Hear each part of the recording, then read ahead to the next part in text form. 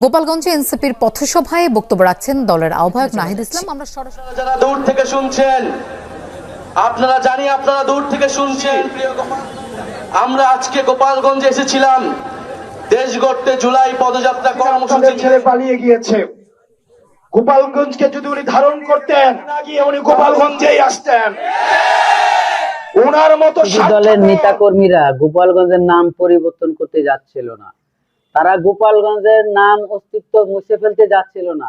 তারা কিন্তু ওখানে সমাবেশ করতে গেছিল, একটি শান্তি শৃঙ্খলা ভাবে সমাবেশ করতে গেছিল। কিন্তু ওখানে যারা স্থানীয় যারা জনগণ রয়েছে তারা ভাবছিল যে হয়তো গোপালগঞ্জের নাম পরিবর্তন করে ফেলতো। এটা আসলে মুখের বাস্তবতা এতটা সহজ না, হতে পারে না। একটা জেলার নাম পরিবর্তন করে ফেলবে, এতটা সহজ না। প্রিয় দর্শক, আসসালামু আলাইকুম। দেশ এবং প্রবাসে, দূরে এবং কাছে যে যেখান থেকে আজকের এই ভিডিওগুলো দেখার জন্য প্লে করেছেন, সবাইকে বেশি কথা বাড়াবো না। কি ঘটনা ঘটেছিল আপনারা ইতিমধ্যে সবাই হয়তো জানেন, তারপরেও কিছু ভিডিও আপনাদেরকে দেখাইছি। একে একে সবগুলো ভিডিওটি দেখেন। আর ভিডিওতে যাওয়ার আগে ছোট্ট করে একটি রিকোয়েস্ট করবো, দর্শক আপনি যদি আমার চ্যানেলে নতুন বন্ধু হয়ে থাকেন, ভালো লাগলে চ্যানেলটিকে সাবস্ক্রাইব করে রাখবেন। আর অলরেডি যারা সাবস্ক্রাইব করে রাখছেন তাদেরকে অসংখ্য অসংখ্য ধন্যবাদ। তা চলুন সেই গুরুত্বপূর্ণ ভিডিওটি দেখে আসি। চলে যাচ্ছি। যারা দূর থেকে শুনছেন, আপনারা দূর থেকে শুনছেন। প্রিয় গোপালগঞ্জবাসী, আমরা আজকে গোপালগঞ্জে এসেছিলাম দেশ গড়তে জুলাই পদযাত্রা কর্মসূচি নিয়ে। আমরা কোনো যুদ্ধের আহ্বান নিয়ে নয়, শান্তি এবং দেশ গড়ার আহ্বান নিয়ে গোপালগঞ্জে আজকে এসেছি। প্রিয় গোপালগঞ্জবাসী, আমরা গোপালগঞ্জের নাম বদলাইতে আসি নাই। আমরা এসেছি ভবিষ্যৎ বাংলাদেশে, এই নতুন বাংলাদেশে গোপালগঞ্জ মানুষের অধিকার যাতে রক্ষা করা হয় সেই প্রতিশ্রুতি দিতে।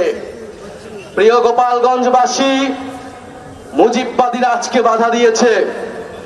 গণ অভ্যুত্থানের মধ্যে আমরা বলেছিলাম বাধা দিলে বাঁধবে লড়াই, সেই লড়াইয়ে জিততে হবে এবং সেই লড়াইয়ে আমরা জিতেছিলাম। আজকে আবারও বাধা দেওয়া হয়েছে দ্বিগুণ গতিতে, এর জবাব আমরা দিব ইনশাল্লাহ। প্রিয় গোপালগঞ্জবাসী, আপনারা যারা এই গণ অভ্যুত্থানের পক্ষে রয়েছেন, নতুন বাংলাদেশের পক্ষে রয়েছেন, আপনাদেরকে দায়িত্ব নিতে হবে এই গোপালগঞ্জ যেন মুজিববাদীদের আশ্রয় কেন্দ্র হয়ে উঠতে না পারে। যদি পুলিশ প্রশাসন ব্যর্থ হয়, নিজেদেরকে রক্ষা করার দায়িত্ব, নিজেদের জেলার মর্যাদা রক্ষা করার দায়িত্ব, বাংলাদেশকে রক্ষা করার দায়িত্ব আমাদের নিজেদেরকেই নিতে হবে, যেরকমটা আমরা গণ অভ্যুত্থানে নিয়েছিলাম। প্রিয় গোপালগঞ্জবাসী, আমরা আজকে এতটুকুই বলতে এসেছি, গোপালগঞ্জ নামে এই বাংলাদেশে, সামনের বাংলাদেশে কোনো বৈষম্য হবে না। গোপালগঞ্জ নামেও চাকরিতে কোনো বৈষম্য আমরা সহ্য করব না, কিন্তু গোপালগঞ্জেও কোনো সন্ত্রাসীদের আস্তানা আমরা সহ্য করব না।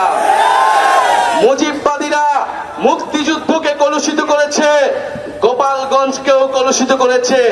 সেই গোপালগঞ্জকে আমরা আবার পুনরুদ্ধার করব, আবার সমুন্নত করব। প্রিয় সংগ্রামী বন্ধুগণ, আমাদের যারা সনাতন ভাই বোনেরাও রয়েছেন, এই আওয়ামী লীগ সনাতন ভাই বোনদের জমি দখল করেছে, তাদের সাথে বেইনসাফি করেছে। আমাদের এই নতুন বাংলাদেশে আমরা সকল ধর্মের অধিকার রক্ষা করব, মান মর্যাদা রক্ষা করব। প্রিয় সংগ্রামী বন্ধুগণ, আজকে মুজিববাদীরা বাধা দিয়েছে, তাদেরকে জবাব দেওয়া হবে।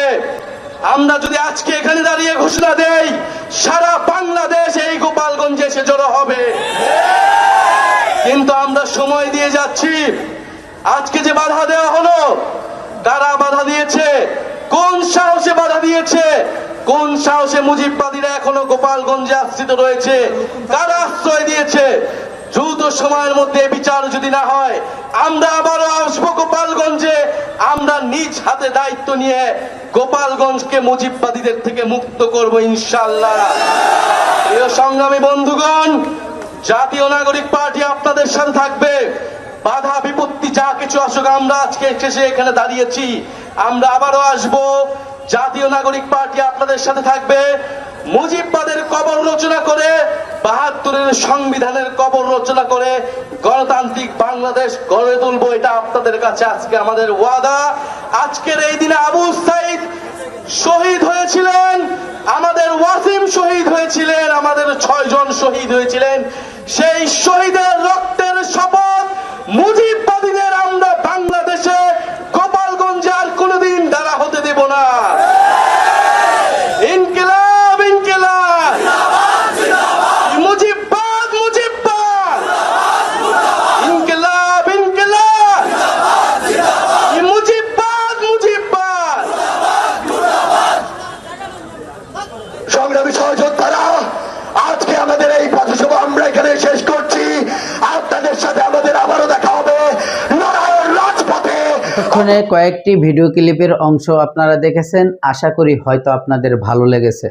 দর্শক শ্রোতা, খুবই ইম্পর্টেন্ট এবং গুরুত্বপূর্ণ ভিডিওগুলো ছিল। অবশ্যই আপনার মতামত কমেন্ট বক্সে খুবই ইম্পর্টেন্ট, এবং আপনারা যদি আপনাদের মতামত এই কমেন্ট বক্সে জানান আর ভিডিওতে লাইক দেন, তাহলে আমাদের ভিডিও বানানোর উৎসাহ বাড়ে। দর্শক শ্রোতা, ভিডিওগুলো কেমন লাগলো অবশ্যই আপনার মতামত কমেন্টে জানাবেন। আর এই ধরনের ভিডিও দেখতে চাইলে অবশ্যই এই চ্যানেলটিকে সাবস্ক্রাইব করে রাখবেন। তো চলুন আজকের শেষ ভিডিওটি দেখি।